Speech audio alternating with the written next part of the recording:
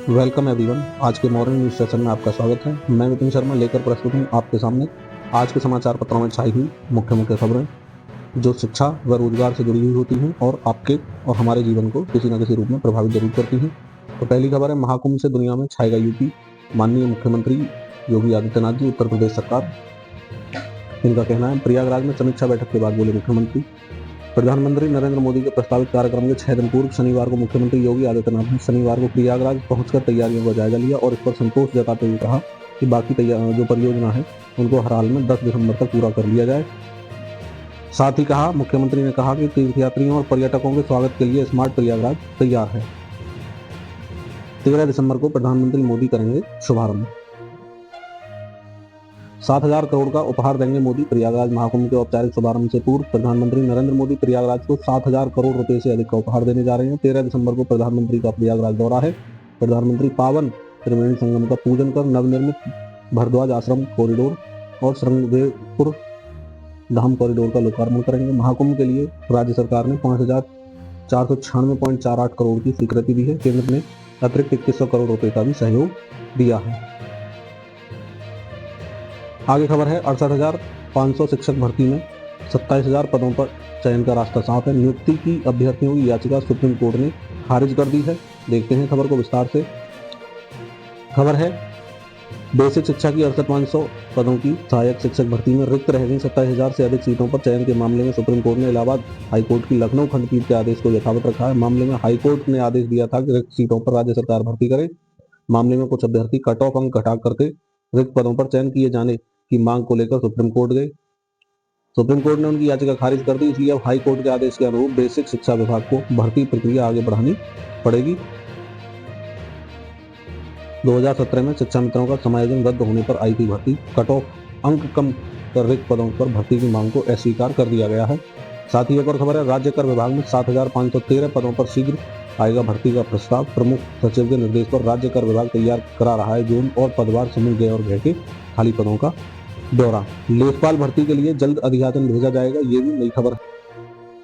शिक्षकों के 27,000 पदों पर भर्ती मेरिट गिराकर नहीं, नए विज्ञापन से। जो अभी खबर आपने पढ़ी थी, जान लेते हैं विस्तार से।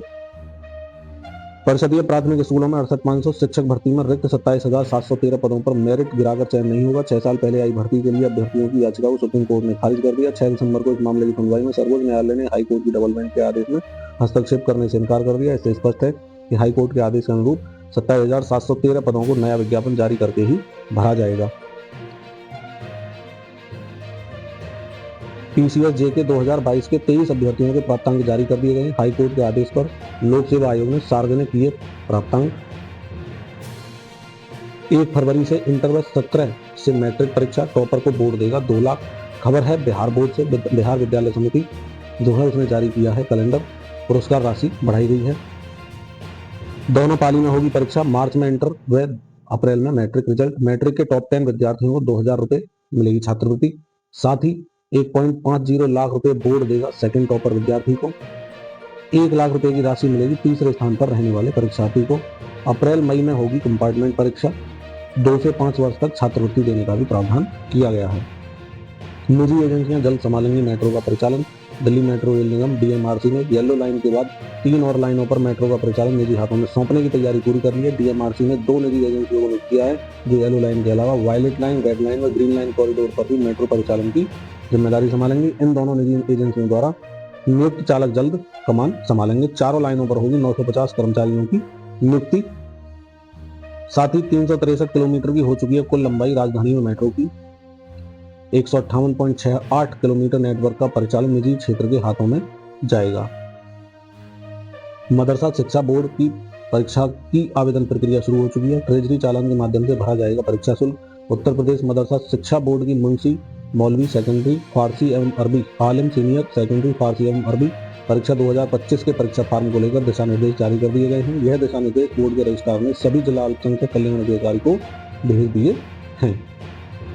आगे है, एक आपत्ति पर मंथन। देर रात तक होती रही माथापच्ची। यूपी बोर्ड आज जारी कर सकता है परीक्षा केंद्रों की अंतिम लिस्ट।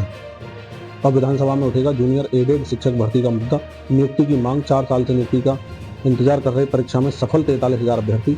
शासकीय सहायता प्राप्त जूनियर हाई स्कूलों में प्रधानाध्यापक व सहायक अध्यापक के पदों पर 4 साल से नियुक्ति का इंतजार कर रहे अभ्यर्थियों का मुद्दा सदन में उठेगा। इसके लिए अभ्यर्थियों ने विधानसभा विधान परिषद सदस्यों से संपर्क किया है। इन पदों की लिखित परीक्षा में सफल तकरीबन 43,000 अभ्यर्थियों की नियुक्ति अटकी हुई है और इसमें जो पद थे प्रधानाध्यापक के 390 थे और सहायक अध्यापक के 1507 पदों पर यह भर्ती होनी थी। 2021 में परीक्षा कराई गई थी। नवंबर 21 में परिणाम दिया गया, लेकिन परीक्षा में गड़बड़ी को लेकर कई अभ्यर्थी न्यायालय चले गए और चयनितों की नियुक्ति प्रक्रिया बीच में ही रोक दी गई। एनसीआर के श्रमिकों को हर सप्ताह 1,000 रुपये पोषण भत्ता। उत्तर प्रदेश सरकार राष्ट्रीय राजधानी एनसीआर वाले जिलों के श्रमिकों को 1,000 रुपये हफ्ते पोषण भत्ता देगी। तकरीबन 5 लाख पंजीकृत निर्माण श्रमिकों की यह धनराशि उत्तर प्रदेश भवन एवं अन्य सन्निर्माण कर्मकार कल्याण बोर्ड के माध्यम से दी जाएगी। इस पर करीब 200 करोड़ खर्च किए जाएंगे। 18 नवंबर तक पंजीकृत श्रमिकों को यह भत्ता 4 सप्ताह तक दिया जाएगा, जिसमें से पहले 2 सप्ताह के भत्ते की धनराशि श्रमिकों के खाते में भेजने का सिलसिला भी शुरू हो गया है। ये क्यों था? दमघोटी प्रदूषण के चलते यहाँ जिलों के स्कूलों को बंद कर दिया गया था। वहीं सुप्रीम कोर्ट के निर्देश पर सभी प्रकार की निर्माण गतिविधियों पर भी रोक लगा दी गई थी। रोजी रोटी का संकट न हो तो सुप्रीम कोर्ट ने राज्य सरकार को इन श्रमिकों को भत्ता देने के लिए आदेश भी दिए थे। कहाँ कैसी नजर है? इन जिलों की स्थिति पर रहेगी नजर। हापुड़ में, शामली में, मेरठ, मुजफ्फरनगर, गाजियाबाद, गौतम बुद्ध नगर और बुलंदशहर सहित बागपत भी है इसी पंजीकृत श्रेणी में, जिनको 1,000 रुपये पोषण भत्ता देने की बात आ रही है। अनधिकृत ऐप से सिस्टम में सेंध, बिना टेस्ट बन रही लर्निंग डीएल, फेसलेस व्यवस्था को बाईपास कर रहा परिवहन हेल्पर ऐप। जानते हैं एक बार विस्तार से। परिवहन विभाग में लर्निंग ड्राइविंग लाइसेंस समेत कुल 37 सुविधाओं के लिए ऑनलाइन आवेदन की सुविधा है। इसमें फेसलेस सिस्टम के जरिए लर्निंग डीएल बनाई जा रही है। जिम्मेदारों का दावा है कि लर्निंग डीएल सिर्फ विभाग की वेबसाइट पर एनआईसी के सर्वर के जरिए बन सकता है, लेकिन इस सिस्टम में भी सेंध लगनी शुरू हो गई है। इसके लिए जालसाजों ने परिवहन हेल्पर नाम का अनधिकृत मोबाइल ऐप लॉन्च कर दिया है। इसके जरिए बिना टेस्ट दिए लर्निंग डीएल बन रहा है। इसकी जानकारी मिलने पर विभाग के अफसरों ने एनआईसी के जिम्मेदारों से शिकायत की है। भेज रहे APK file Google play store या iOS स्टोर पर कोई ऐप मुहैया करवाने के लिए डेवलपर की जानकारी देनी होती है। ऐसे में पहचान छुपाकर रखने के लिए जालसाजों ने यह ऐप किसी स्टोर पर साझा नहीं किया है। इसके बजाय अलग अलग प्लेटफॉर्म पर इसकी एपीके फाइल भेज रहे हैं ताकि लोग इसे मोबाइल में इंस्टॉल कर सकें। 300 रुपये फीस। परिवहन हेल्पर ऐप इंस्टॉल करने के बाद इसमें ईमेल के जरिए साइन अप करना होता है। इसके बाद लर्निंग लाइसेंस टेस्ट का विकल्प आता है। यहाँ क्लिक करने पर 300 रुपये फीस जमा करनी होती है। इसके बाद आगे की प्रक्रिया पूरी करने पर लर्निंग टेस्ट में छूट मिल जाती है और बिना टेस्ट दिए लर्निंग लाइसेंस जारी हो जाते हैं। डीएल टेस्ट के लिए पहले 5 बार पलकें झपकाकर हंसिए। ड्राइविंग लाइसेंस बनवाना है तो अब सारथी पोर्टल पर ऑनलाइन टेस्ट से पहले आवेदक को 5 बार हंसना और इतनी ही बार पलकें झपकानी होंगी। इसके बाद ही टेस्ट शुरू हो सकेगा। इसकी मॉनिटरिंग एआई के जरिए होगी। परिवहन विभाग ने यह पहल दलालों की सेंधमारी रोकने के लिए की है। अब एआई का इस्तेमाल हो रहा है। आवेदक को हंसना, पलकें झपकानी पड़ रही हैं, फिर टेस्ट पास करने पर लाइसेंस जारी होगा। अब तक नहीं थी ऐसी व्यवस्था।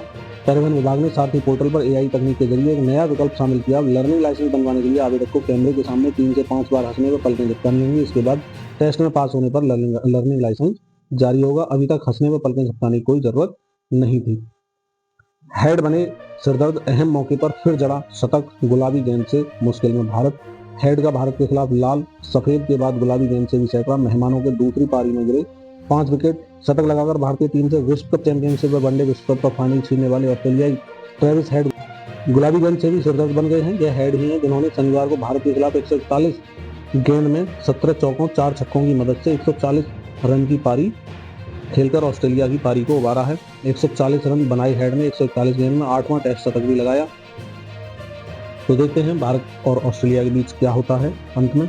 तो इसी के साथ आज का न्यूज़ सेशन समाप्त होता है। मैं विपिन शर्मा आपसे लेता हूँ विदा। और हाँ, अगर आपने अब तक वीडियो को लाइक नहीं किया तो कर लेंगे। चैनल को सब्सक्राइब करके जाएं, जिससे आने वाले समय में सारी जो न्यूज़ हैं, खबरें हैं, वो आप तक पहुँचती रहें। जय हिंद, जय भारत, वंदे मातरम।